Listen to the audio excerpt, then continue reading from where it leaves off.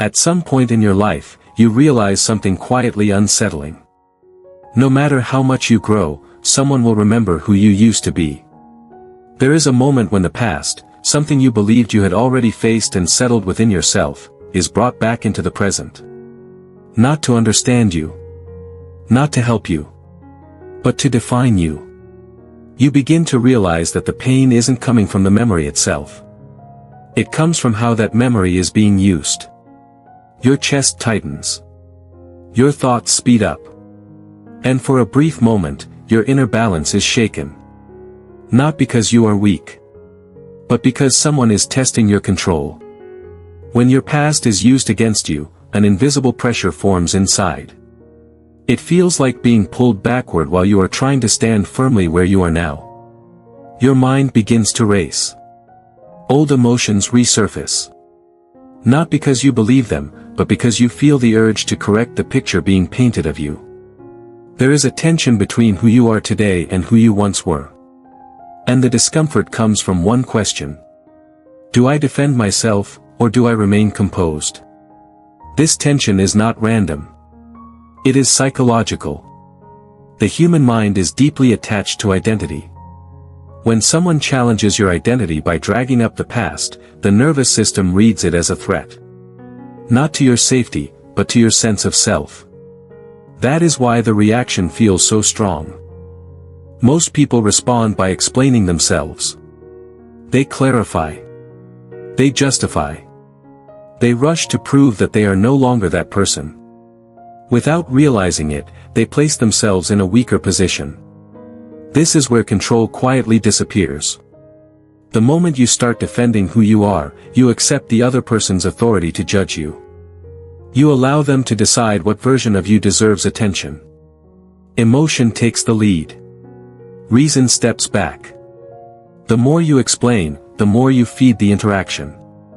And the more you feed it, the more power you lose. This reaction feels natural, but it is not effective. Stoicism teaches a different approach. The Stoic understands that not every challenge requires a response, and not every accusation deserves engagement. A disciplined mind recognizes one core truth.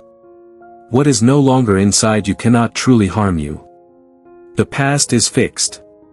But your relationship with it is not. Stoicism is not about denial. It is about ownership without emotional attachment. When you stop trying to control how others see your past, you regain control over how you experience the present. The Stoic does not argue with reality. Acknowledgement is not weakness. It is composure. When you acknowledge what cannot be changed, you remove its emotional charge. You do not resist it. You do not embellish it. You simply allow it to exist without letting it define you. Psychologically, this interrupts the power dynamic. There is nothing to provoke when there is no resistance. The inner shift here is subtle but powerful. You stop fighting the past and start standing firmly in the present.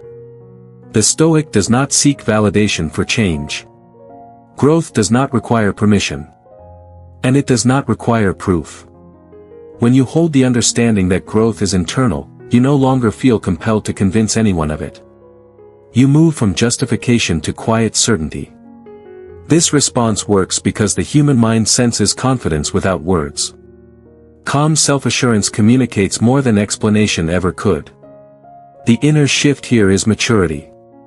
You stop asking to be seen correctly and start seeing yourself clearly. A disciplined mind observes intent rather than reacting to provocation. When someone brings up your past, asking why it matters now shifts the focus away from defense and toward awareness. This is not confrontation. It is clarity.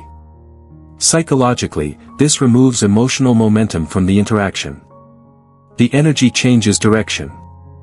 The pressure dissolves. The inner shift here is control. You stop being the subject of the situation and become the observer of it.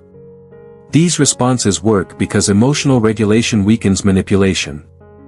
When emotions rise, reasoning falls. When emotions settle, clarity returns. Stoic responses lower emotional intensity, which prevents escalation. They deny the interaction the fuel it needs to continue. The mind that remains calm sends a signal of strength. Not dominance.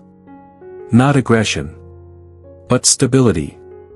And stability is difficult to challenge. There is a moment when you feel it.